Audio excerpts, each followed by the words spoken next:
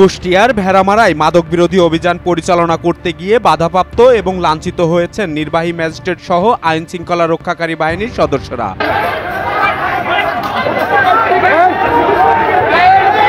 মাজারের ভক্ত অনুসারীরা এ ঘটনা ঘটিয়েছেন। পাগলরা গাঁজা খায়, এটা একদম লিগ্যালি কথা। পাগলরা গাঁজা খায়, এটা লিগ্যালি কথা। কারো কাছে অল্প বিস্তর থাকতে পারে, তবে এই বছরে কোনো ব্যবসায়িক নাই গাঁজার। এটা একদম সত্য কথা যে গাঁজার কোনো ব্যবসায়িক নাই। যদি কোনো গাঁজার ব্যবসায়িক থাকে, এটা কমিটির থেকে গাঁজার ব্যবসা করা বন্ধ, এটা তো শিওর। অবস্থা বেগতিক হওয়ায় শেষ পর্যন্ত অভিযান পরিচালনা না করেই সেখান থেকে চলে আসতে বাধ্য হন তারা।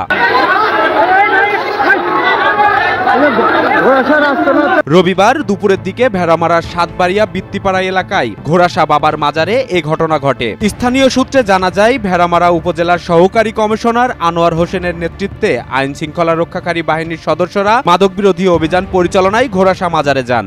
আমাদের একটা স্বভাব আছে খারাপ, একটু সিদ্ধি খাই। আমাদের দেখা গেছে সিদ্ধি খাওয়ার লাগিয়া কথা শোনাইয়া আমাদের মা বোনের সুযোগ দেয় নাই, আমাদের সুযোগ দেয় নাই। ম্যাজিস্ট্রেট অর্ডার দিতে আমাদের সবাইকে হস্ত নস্ত মারা দৌড় শুরু করে দিতে বাইরে বাইরে। এর মধ্যে কিছু পাবলিক আমাদের অত্যাচার করছে। আমরা একটাই চাই, ম্যাজিস্ট্রেট পুলিশ, এই দেশের সরকার কখনো আছে মরে নাই, এই দেশের সরকার আইন প্রশাসন আছে। আমাদের কি অপরাধ, আমরা পাগল হয়ে কি অপরাধগিরি করছি, এটাই আমাদের বিচার। আর যদি বলেন আমরা পাগল হয়ে অপরাধগিরি করছি, তাহলে আমাদের সবাইকে এক সমানে মৃত্যুবরণ করেন দেশবাসীর কাছে, আমাদের কাছে এইটাই আমাদের আবেদন। হ্যাঁ, আমাদের মারধর করছে, এই তো মাইর আমাদের অনেক পাগলটে মারছে, আমাদের অনেক পাগলটে মারধর করছে, অনেক মা বোনেরে মারছে। হ্যাঁ, তারা সিদ্ধি মিদ্ধি হয়ে কইলাম আমাদের একটু অপরাধ, আমরা একটু সিদ্ধি খাই বাবা, আমাদের অপরাধ এটাই, আমরা একটু সিদ্ধি খাই বাবা।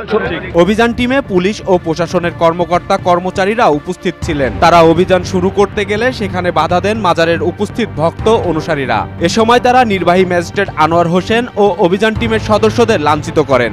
আর এই দরবারটা হচ্ছে দীর্ঘদিন আমরা দেখে আসছি, ছোটবেলা থেকে আমার বাবারা দেখে আসছে, পাগল মস্তানরা দরবারে থাকে। পাগল মস্তানরা দরবারে তো থাকবেই। মূলত যেই কাহিনীটা ঘটেছে, এটা হচ্ছে ধাক্কাধাক্কি বলতে কোনো গ্যাঞ্জাম হয়নি, বাট হচ্ছে পাগলদের আখড়া, মানে আখড়াটা ভেঙে একবারে এখান থেকে তুলে দেওয়ার জন্য এসিল্যান্ড এবং প্রশাসন যারা আছে তারা সবাই মিলিয়ে আর কি পাগলদের একটু ধাক্কাধাক্কি করেছে।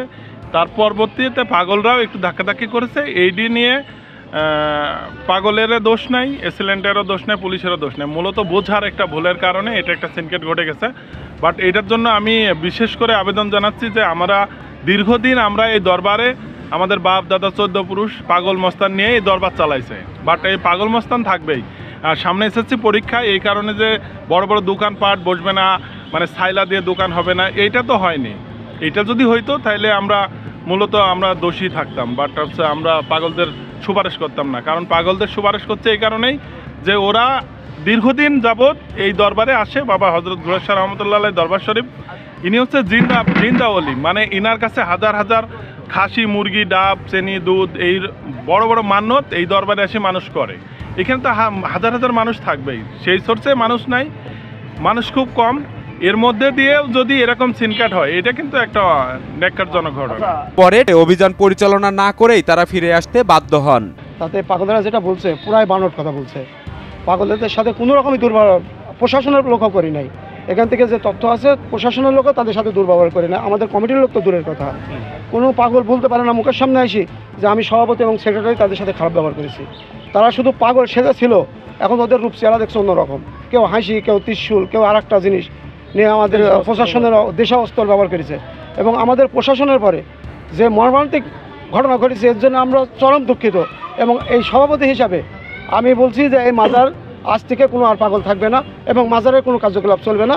যদি চলে শুধু জিয়ারত, যদি তাও অনুমতি ছাড়া চলবে না। আচ্ছা, প্রশাসন এখানে কি করতে আসলো? ম্যাজিস্ট্রেট উনিরা আসছিল একটু তদন্তের জন্য যে ভিতরে মেলা চলছে কিনা। উনিরা দেখেছেন মেলা চলছে না, ওরা টং ওই বৃষ্টির কারণে টং দিছিল, টঙের ভিতরে এই রাস্তা দিয়ে যাতে ছিল উনিরা, যাতে দু একটা মাসি হয়তো কি কারো কাছে ছিল কি ছিল না, এই একটা উত্তেজনা 1-2 পাগলের সঙ্গে। এখানে মাদক মেলা আপনারা নিজেরাও দেখছেন, যেখানে কোনো মেলা নাই, কোনো একটা নাগরদোলা আসছিল, সেটাও আমরা খেলা দিছি। এটা আমাদের স্যার ওসি সাহেবও দেখে গেছেন।